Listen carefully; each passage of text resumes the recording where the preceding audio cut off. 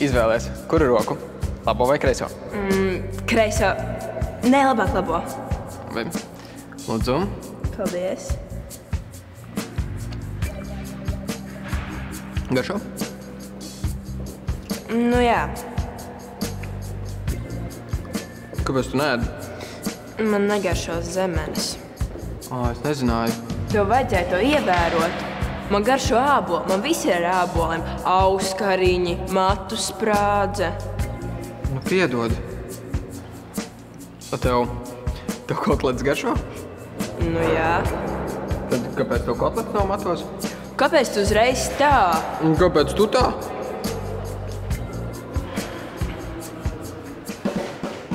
Man garšo āboli, melones, banāni un kivi. Dievinu. Man patīk Spidermans, Transformeri, Mailija Sairusa, kaķi un cepti kartupeļi. Līdzīgi kā mācoties skolā, arī draudzēšanās un attiecību veidošana ir jāapgūst.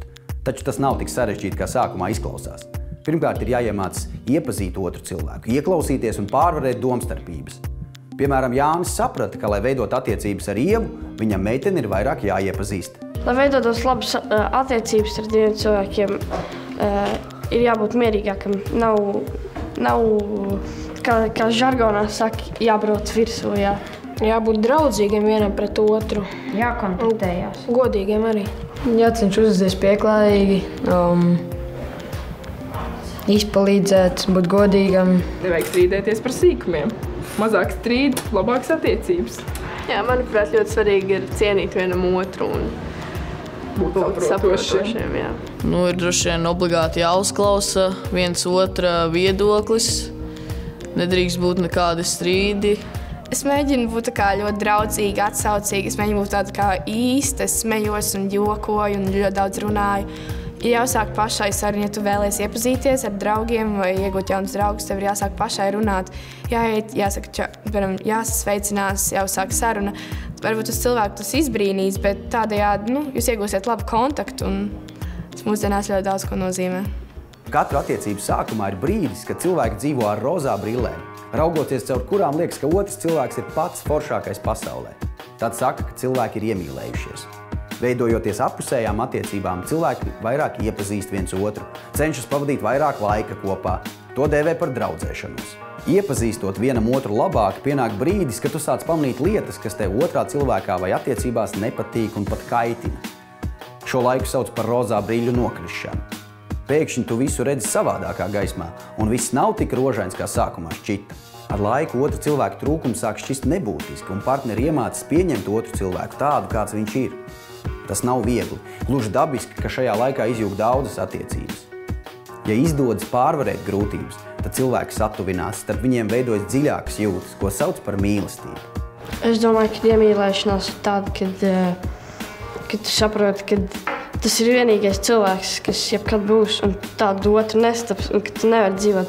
Piemēram, tev ir slikts garstāvoklis, tu pasties uz to meiteni, un tev uzreiz iedod enerģiju, un tu vari to dienu padarīt labāk. Jā. Ieraugt tajā otrajā cilvēkā it kā otru sevi, tā teikt, kad jums sakrīt raksturi un arī kopīgas nodarbes. Es domāju, ka iemīlēšanās ir tad, kad, ja tu ieraugi šo cilvēku, vai tur viņi runā, tad tev taureņi lido vēderā, kā saka.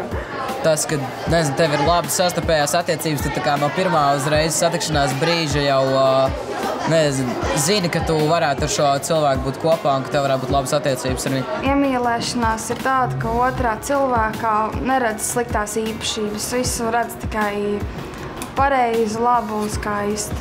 Tu kā aci nevar novērst no tā cilvēka. Visu laiku gribās pavadīt laiku kopā ar viņu. Tas ir tā, kad kāds cilvēks ļoti patīk, visu laiku viņam gribas būt blakus, ar viņu runāt. Vienkārši liekas, ka tad, kad tu satiec šo cilvēku, dzīve kļūst labāka. Es neesmu bijusi iemīlējusies. Nē, es arī neesmu iemīlējusies. Jā, es esmu iemīlējies. Es neesmu bijusi iemīlējusies. Es arī vēl neesmu bijusi iemīlējusies. Appusēju iepazīšanās procesu var salīdzināt ar maratonu skriešanu. Tā laikā jūs soli pa solim iepazīstat viens otru, pārbaudiet viens otru, tādējādi stiprinot attiecības.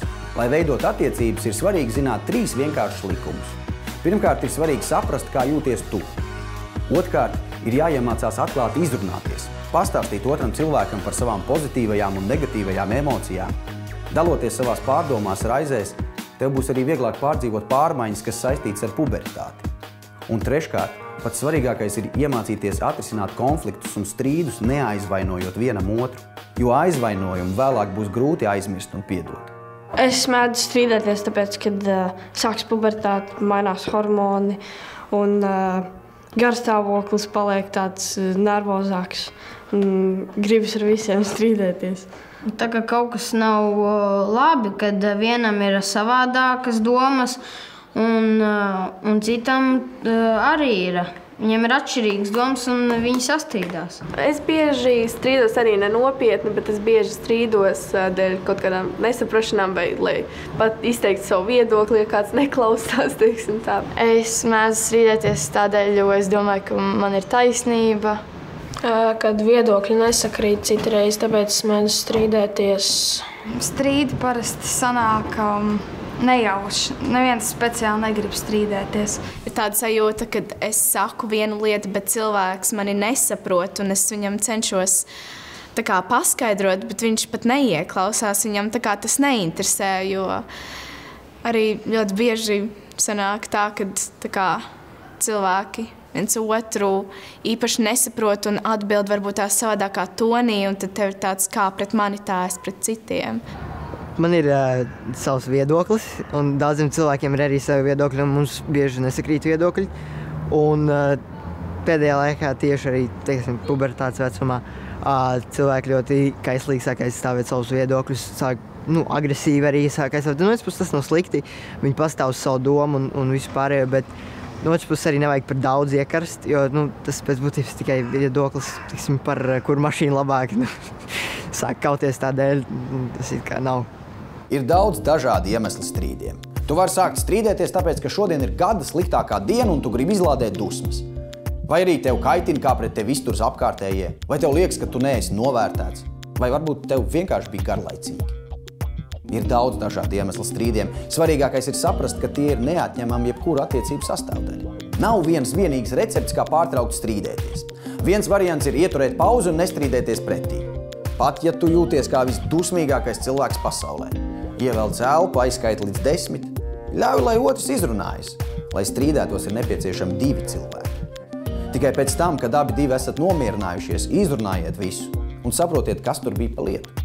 Ticiet man, tas palīdz. Ja jau ir sastrīdējies, es domāju, ka pieiet pie tā cilvēka, kā mēs klasē darām, kad mēs aizjām, pasakam piedod un saraukojamies.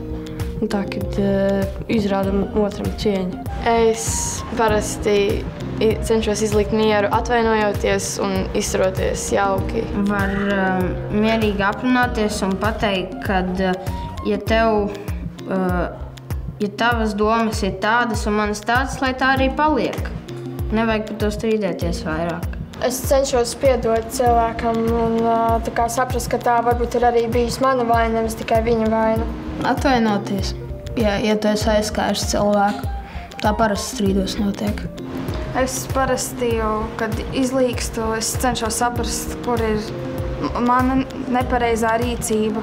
Un jā, tad es pieeju pie vecākiem, samīļoju un iet atpuķi. Es atvainojos, es dažreiz es samīļoju, es pasaku, kāpēc es tā rīkojos, es paskaidroju savu rīcību un cenšos visu vērst par labu. Es parasti saprotu, kad es esmu kļūdījies. Un es arī parasti negaidu no cilvēkiem, ka viņi tagad nāks pie manīm lūgt piedošanu vai ko tam līdzīgi, tāpēc, ka cilvēki ir stūrgalvīgi. Bet es parasti atvainojos. Tā arī vienkārši pasaku piedod par to, ka es tev tur uzbraucu vai ko tam līdzīgi. Jo, vienkārši to pašam arī pēc tam stulbi sajūta, ka tu vienkārši sēdi un domā par cilvēku, ko es viņam pateicu un tā. Un tad tas nešķiet pat sāc domāt, kāpēc tu tā darīji. Strīdoties, piemēram, rodas tā nepatīkamā sajūta, ka tu zini, ka tu varēji arī savādāk, tu varēji nepacelt balsi pret otru un viss būtu labi. Jo katrs tas mazais strīds nedaudz tā kā sašķeļ just kā kontaktu, un tas ir diezgan sāpīgi. Tāpēc ir ļoti svarīgi salapt pēc katra strīda. Ko darīt, ja esat sastrīdējušies? Vislabākais ir izrunāties. Izrunāšanās palīdzēs izteikt savas vēlmes un saprast, ko vēlas otrs cilvēks. Kā gan savādāk Jānis varēja uzzināt, ka Ievai zemenes nemaz negaršo. Varbūt viņš varēja pavaicāt viņai, kas viņai tīk. Bet varbūt Ievai pašai bija jāpastāsta par tik nozīmīgu lietu. Pirmais, ko nevajadzētu darīt, tas ir noslēgties sevi. Tas ir pilnīgi pretējais, ko vislabāk ir parunāties tieši ar kādu draugu, jo bieži vien ir tieši tādas pašas problēmas arī viņiem. Pat tieši tādi paši iemesli un arī tās izjūtas ir tādas pašas. Tāpēc vislabāk ir nevis ar vairākiem draugiem, jo tad tas vieglāk ir ar vienu. Paņem kādu vienu draugu, kaut kur pastaigāt, kaut kur aizej. Un tāds nejauši tā kā ieminies par to, sāc runāt. Un beigās izrādīsies, ka jūs arī nonāksiet pie atrisinājuma. Manuprāt, tādos brīžos ir ļoti noderīgi labākie draugi, jo mums ļoti bieži ir bijis tā, ka ir ļoti grūti un ka mēs neko nesaprotam. Jā, draugi un ģimene ir ļoti svarīgi šādos brīžos. Viņi tev mēģinās noturēt, palīdzēt un atbalstīt. Nav vērts ilgi bēdāt, ja pirmās attiecības pārtrūkst. Tas nav viegli, taču tu atgriezies pie cilvēkiem, kas arī tevi mīl. Pie draugiem, pie ģimenes. Aizmirst attiecību pārtraukšanu tev palīdzēs pievēršanās sportam, dziedāšanai, dejošanai, brīvā laika pavadīšanai kopā ar draugiem vai draudzenēm. Attiecību pārtraukšana un atraidījums ir daļa no dzīves. Ar to tu gūsti mācību nākamajām attiecībām. Esmu droši, tās izdosies labāk, ja būs apgūta māksla pārvarēt domstarpības un izrunāties.